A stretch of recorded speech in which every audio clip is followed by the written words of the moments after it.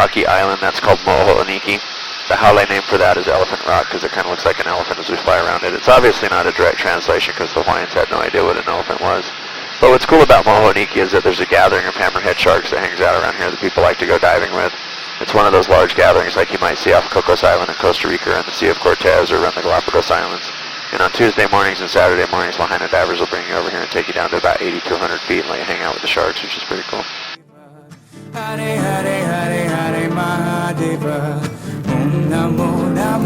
I do understand some people might actually be afraid of sharks, but statistically there's really no reason to be. Out of 6.5 billion people on the planet, only 15 people a year are fatally injured by sharks. And out of that same 6.5 billion people, a little known fact is that 10 times as many, 150 people a year, are killed by falling coconuts. So you're actually in more danger getting killed by a coconut than a shark while you're in Hawaii. You just never see anybody run out of the water screaming coconut. Shiva, Shiva, Shiva, Shiva, Sada, Shiva, Om Hare Hare Hare Hare Mahadeva, Om Hare Hare Hare Hare Mahadeva, Om Hare Hare Hare Hare Mahadeva, Om Hare Hare Hare Hare Mahadeva, Om Namo Namo Namah Shivaya. You look like an elephant from this thing. Namo Namah Shivaya, Om Namo Namo Namah Shivaya, Om Namo Namo Namah Shivaya. Brahma Vishnu Surajitaya, Om Namo Namo Namah Shivaya. Brahma Vishnu Surajitaya, Om Namo Namo Namah Shivaya. Ganesha Saravana Sevita, Om Namo Namo Namah Shivaya.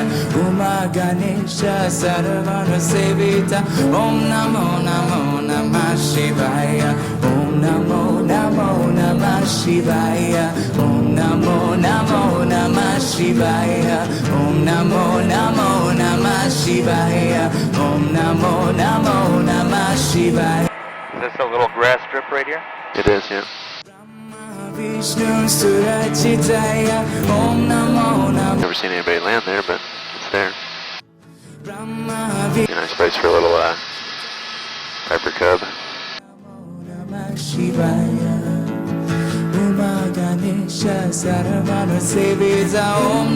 this next valley that we're going to cross is called Halava Valley. This used to be the most populated place on Molokai when Europeans first showed up. And for good reason. There's a great anchorage for the canoes there and a consistent freshwater stream for drinking water and agriculture. Om Namo Namo Namah Shivaya. Om Namo Namo Namah Shivaya. Om Namo Namo Namah Shivaya. Om Namo Namo Namah Shivaya. Om Namo Namo Namah Shivaya. Om Namo Namo Namah Shivaya. Om Namo Namo Namah Shivaya. To our left on your side now. Milan, you can see Halava Falls.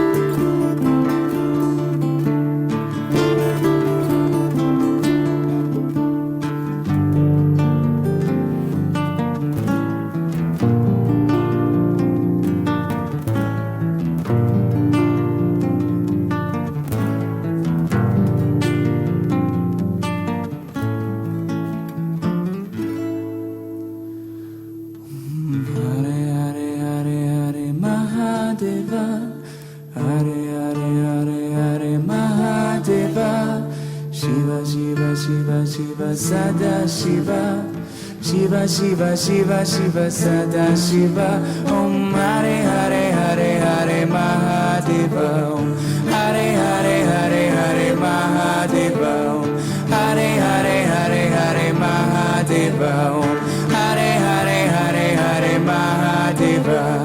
Om Namo Namo Namah Shivaya. Om Namo Namo. Now as we look out to the ocean ahead of us here, it's kind of interesting to think of the first people who crossed that ocean and make it here to the Hawaiian Islands. It's thought that they were Marquesan fishermen who were blown off course and lucky enough to make landfall here.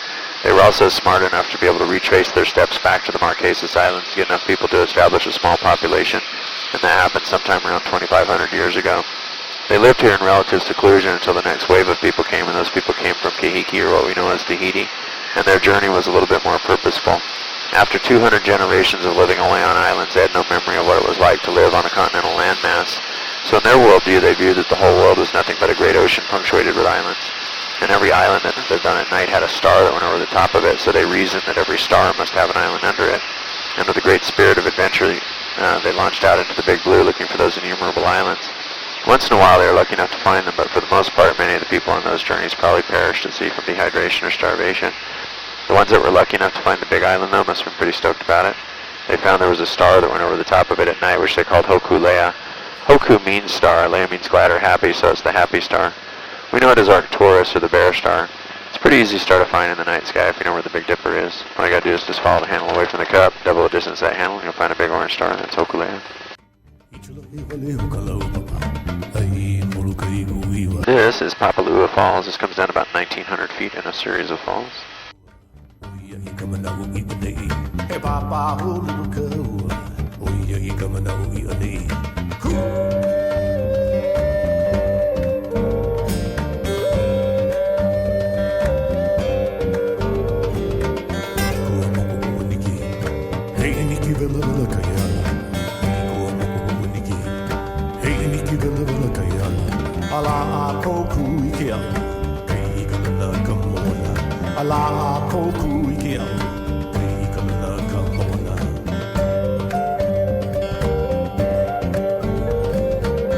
Those light green puppy looking trees that you see are kukui nut trees brought by the Polynesians.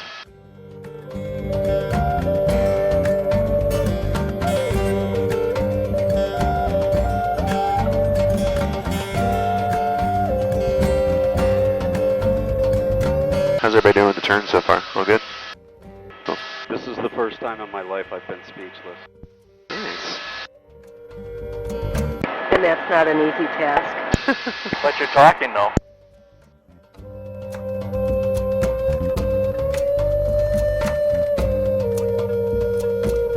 Now in the distance you can see that peninsula of land, that's Kalapapa. You may have read about that or heard about that. That's where the victims of Hansen's disease or leprosy were exiled in the 1800s.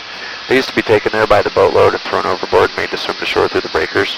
If they survived that ordeal, they were left to fend for themselves, trapped by the cliffs. That started in 1866, and after about 3 years of that happening, a Catholic priest by the name of Father Damien showed up. He was their advocate, helped them organize their community, and cared for them.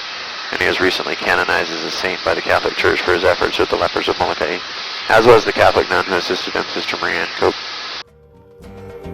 To our left, you can see Wailao Valley. These valleys used to be very populated and cultivated. They used to grow a lot of taro back there, which is a root vegetable they make poi from, which I think is pretty tasty, but most people aren't too fond of it. It's not uncommon to see a bumper sticker around town that says poi happens. That's how most people feel about it. Anyway, it's quite nutritious. It's about 18% protein, very high in vitamins A, C, B6, B12, and iron. And you can eat the leaves, the stems, and the roots. You just have to cook it all really well first because it's laden with calcium oxalate, which is a toxin that'll ruin your day if you don't.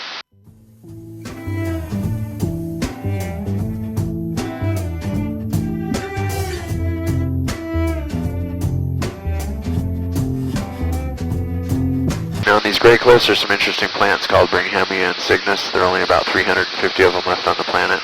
And the reason they're still on these cliffs is because they're out of range of the goats that would otherwise gobble them up. The one problem that the Bringhamia and Cygnus still face is that their native pollinator, a particular insect, is extinct.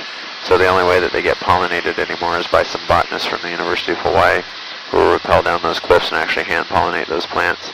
So it's one of those extreme sports that does make it into a Red Bull commercial. Just wacky scientists doing their job.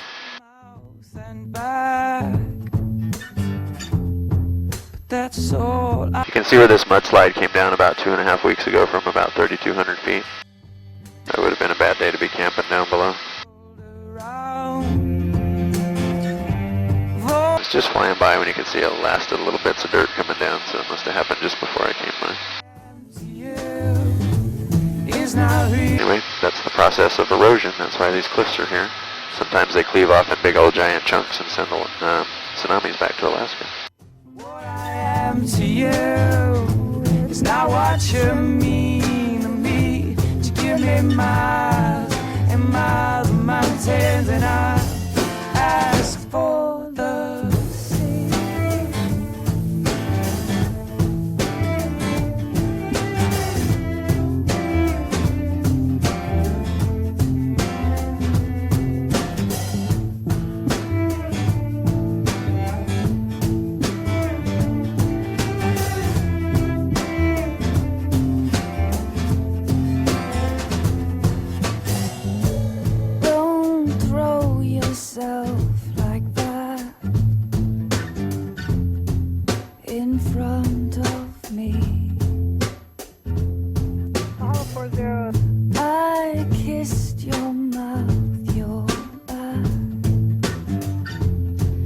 mountain to our right has one of the most intact and pristine sections of native Hawaiian forest left in Hawaii on it, and that's because it's surrounded by all this steep terrain that keeps the animals out. The one problem this area still faces is the encroachment of non-native plant species like the strawberry guavas and others. And it's the introduction of all these non-native species that's been sort of the plight of the Hawaiian Islands. These islands are the most remote islands on the planet, and the plants and animals that evolved here evolved in isolation over time. And it's thought that about once every 20,000 years a plant would make landfall here. It would take about another 150,000 years to establish a viable population. And then over time, those species would become new species altogether. When Western colonists first arrived here, there were